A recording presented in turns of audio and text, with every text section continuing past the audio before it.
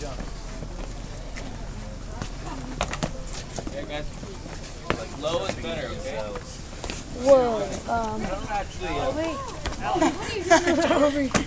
you're like, hey guys, let's go this way. Gotta go this way for the guy. Come on, let's go. Come on, that way, that way.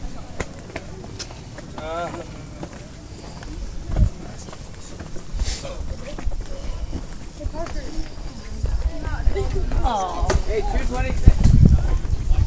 Oh well.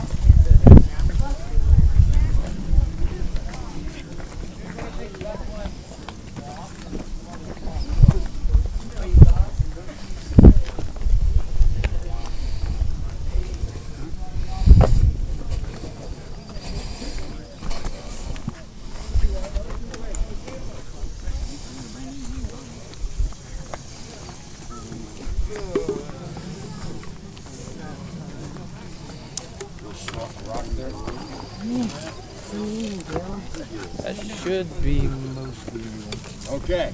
Coming over. Gather around so you can hear me because I can't scream. We've got other guides here and I have to keep my voice for later. I think you can see the importance of the position now, can't you? Look how much ground you can command from here. Look how far you can see.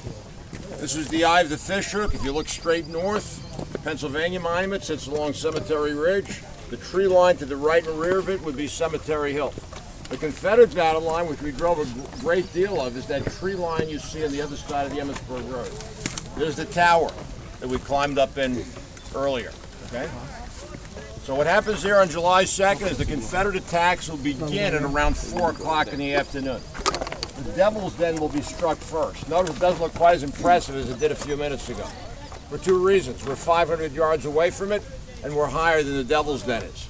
So since General Meade can't be every place, he's going to send a personal representative here. The man he sends is the guy who now has a statue. His last name is Warren, and he's the chief engineer of the Army of the Potomac. And when he gets here, he's going to get quite upset because the only men he's going to find on this hill are 4 or 5 signalmen, no Union infantry.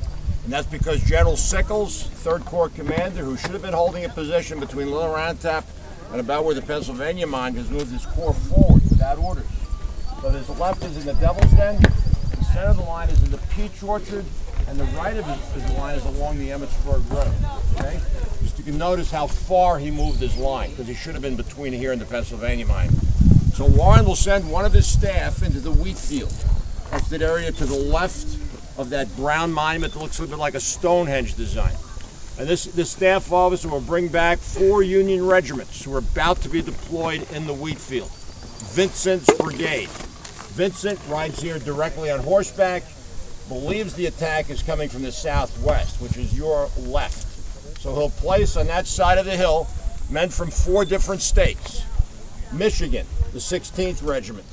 New York, the 44th Regiment.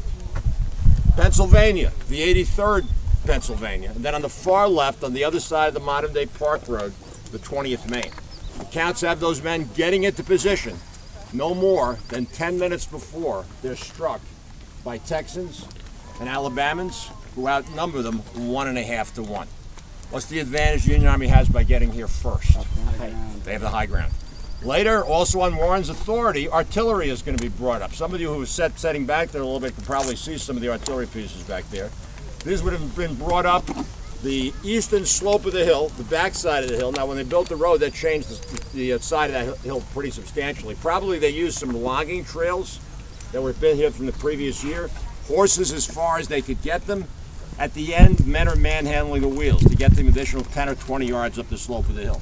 Once they're up here, however, there's a little bit of a problem in that Little Round Top, unlike the Peach Orchard and Cemetery Hill, is not a gently sloping hill to its west. Notice it falls up fairly dramatically here to your left. So what they cannot do is to lower the tubes enough to hit the Texans. So they're firing over their heads, essentially as psychological weapons.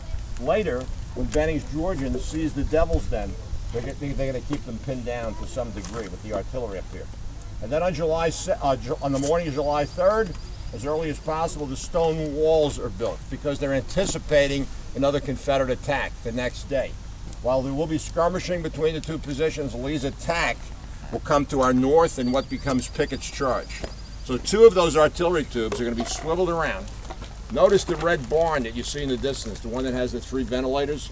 Parts of Pickett's division goes through that area, and some of them are taking artillery fire as far south as Little Round Top.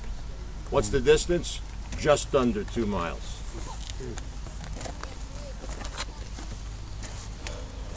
Questions, guys?